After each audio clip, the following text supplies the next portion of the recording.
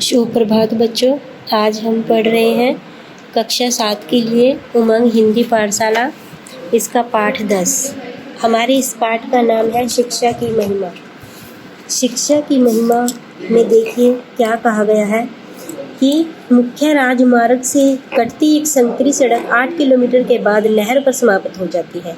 नहर पार जाने के लिए कच्चा पुल एकमात्र साधन है। जब नहर में अधिक पानी छोड़ा जाता है तब पुल टूट जाता है और नाव से नहर पार जा जाता है। यह अस्थायी पुल अस्थायी होता है जो स्थायी न रहे, जो खत्म भी किया जा सकता है, बनाया भी जा सकता है, उसे तुरंत तोड़ा भी जा सकता है, वो होता है अस्थायी, जिसे नहर पार के गांव वाले स्वयं बनाते हैं। बरसातों के महीने में अधिक पानी आ जाने से टूट जाता है। सरकार ने कभी पुल को पक्का करने की नहीं सोची। नहर के पार गांव में गरीब परिवारों की संख्या अधिक है। आधे छोटे खेतों में फसल बोकर गुजारा करने वाले हैं और आधे दूध बेचने का काम करते हैं। गाय भैंसे पाल रखती हैं जिनका दूध भी मुख्य राजमार्ग पर बसे शहरों से बेचने जाते हैं। शिक्षा से गांव वालों का दूर दूर तक का कोई वास्ता नहीं है। ऐसा लगता था कि नहर पार आधुनिक सभ्यता ने अपने कदम अभी तक नहीं रखे हैं। नहर से पहले गांव में एक स्कूल है जहां नहर पर गांव के बच्चे इसलिए पढ़ने जाते हैं क्योंकि सरकारी स्कूलों में मुफ्त शिक्षा और दोपहर का खाना मिलता है। इसके अतिरिक्त गांव वाले अपने बच्चों को पढ़ाने के लिए प्रोत्साहित नहीं करते हैं, जबकि जब कोई बच्चा फेल हो जाता है तो स्कूल से निकाल लिया जाता है। इस सबके बावजूद कुछ बच्चों पर सरस्वती मेहरबान होती है। प्रकृति चाहती है कि वे पढ़ लिख कर अज्ञानता को दूर कर ज्ञान का प्रकाश चारों तरफ फैलाएं। ऐसे ही बच्चों में रविंद्र प्रमुख था। गरीब परिवार का रविंद्र खुद अपने बलबूते पर पढ़ता चला गया। जिस स्कूल का परिणाम कभी 10% से अधिक नहीं आया। रविंद्र 10वीं कक्षा की बोर्ड परीक्षा में पूरे जिले में प्रथम आया। स्कूल के प्रधानाचार्य ने रविंद्र की प्रतिभा का अवलोकन छोटी उम्र में ही कर लिया था। वह स्कूल की हर परीक्षा में प्रथम रहता था। जिले में प्रथम आने पर रविंद्र का उत्साह दुगुना हो गया और वह अधिक लगन से पढ़ने लगा। प्रधानाचार्य ने रविंद्र के लिए छात्रवृत्ति के लिए आवेदन किया और भाग दौड़ कर 2 वर्ष के लिए छात्रवृत्ति भी करवा दी। होनहार रविंद्र जोश, लगन और प्रतिभा के बल पर आगे बढ़ता गया और पढ़ाई के अंतिम शिखर पर पहुंचकर उसने अपना ध्यान IAS की परीक्षा पास कर एक अधिकारी बनने पर केंद्रित किया। मुख्य राजमार्ग पर बसे गांवों का अधिग्रहण सरकार करने लगी और एक औद्योगिक क्षेत्र की स्थापना हुई। छोटे उद्योगों के साथ विदेशी कंपनी ने कार बनाने के लिए जमीन खरीदी। कार बनाने के कारखाने का निर्माण शुरू हो गया और गांव के गरीब परिवारों को मजदूरी मिल गई। 2 साल बाद कारखाना तैयार हो गया और गांव के सभी नौजवानों को भर्ती कार बनाने के कारखाने में हो गई। 12वीं कक्षा की बोर्ड परीक्षा समाप्त हो गई। परीक्षा आने में 2 महीने का समय था। परिणाम आने में 2 महीने का समय था। कारखाने में भर्ती पूरे जोश में थी। घर में खाली बैठे पुत्र को कौन बर्दाश्त करता है। रविंद्र को घर देखकर माँ ने पिता से कहा, जी सुनते हो, गांव के सारे लड़के कारखाने में भर्ती हो रहे हैं और अपना रवि घर पर है, कुछ बात करो। सुना है 5-5 हजार रुपये महीना तनख्वाह मिल रही है। तुम ठीक कहते हो, कल सरपंच भी कह रहा था जल्दी भर्ती बंद हो जाएगी। ऐसे घर बैठे इतनी बढ़िया नौकरी के मौके कभी कभी मिलते हैं, कहकर आवाज लगाई।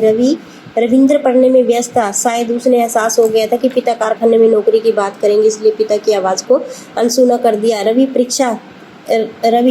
परीक्षा समाप्त हो गई है, अब नौकरी कर ले। कारखाने में सभी लड़के भर्ती हो गए हैं।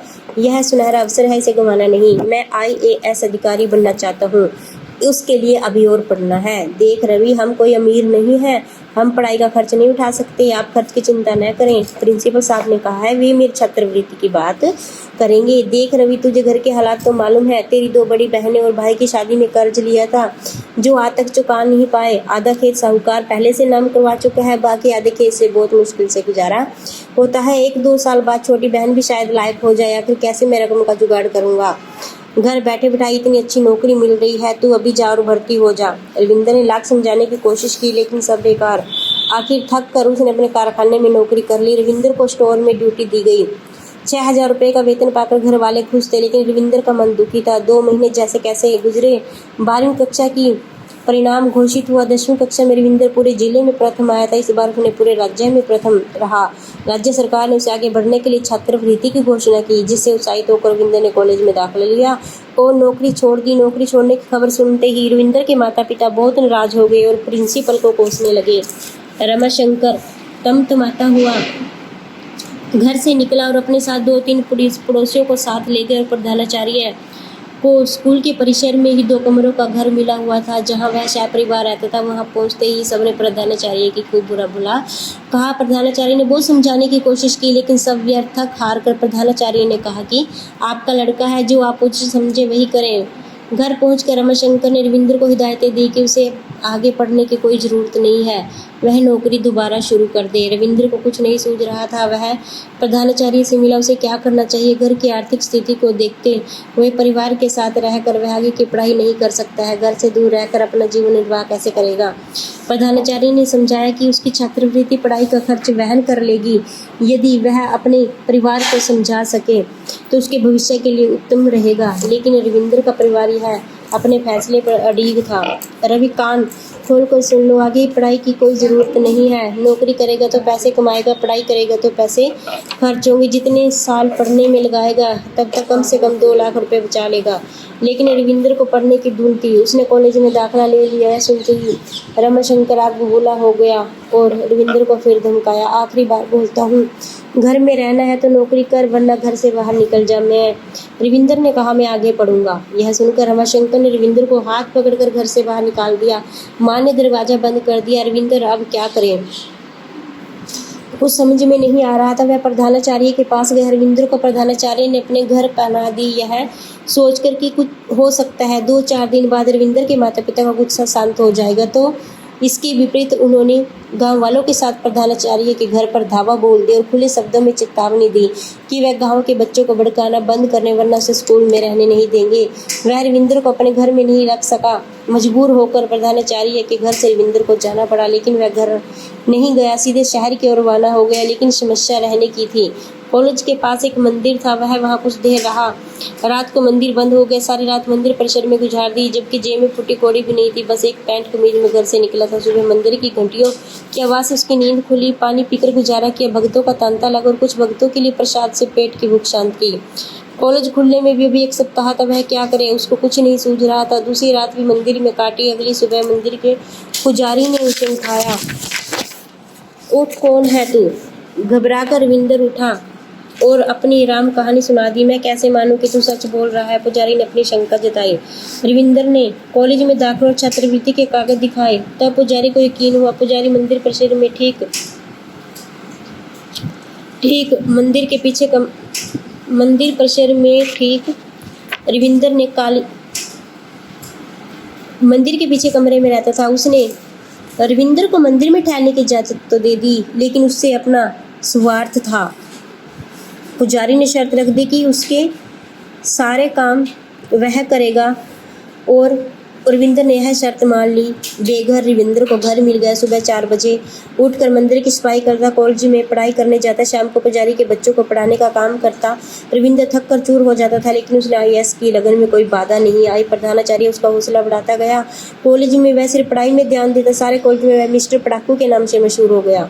उसका कोई दोस्त नहीं बना। जहाँ कॉलेज के लड़के रोज नए फैशन के कपड़ों में नजर आते, चमकती गाड़ियों में नजर आते, वहीं वह बेचारा, उसके पास ये सब चीज़ें नहीं थी। लेक्चरर और प्रोफेसर उसके साथी थे। तमाम मुश्किलों के बीच प्रधानाचार्य ने उसे नजर आया और पूरे कॉलेज में प्रथम रहा। पुजारी के नालायक बच्चे भी अच्छे अंकों से पास हो गए। रविंद्र विश्वविद्यालय में प्रथम रहा और IAS की परीक्षा में प्रथम आया और उच्च श्रेणी के साथ पास की। रविंद्र, आज तुमने अपने नाम को सार्थक कर दिया है। जैसे सूरज सारे जगत को प्रकाश देता है, वैसे तुमने पढ़ने में नाम रोशन किया है। इस राह पर हमेशा चलते रहो, यही मैं चाहता हूँ, कहकर प्रधानाचार्य ने रविंद्र को गले से लगा लिया।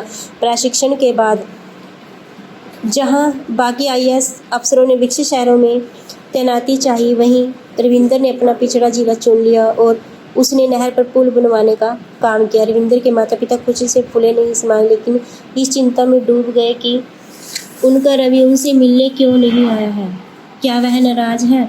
आज तुम्हारा बेटा जिले का कलेक्टर बन गया है। अगर तुम्हारी बात मानकर कारखाने की नौकरी करता तो अभी तक वह केवल क्लर्क ही रहता।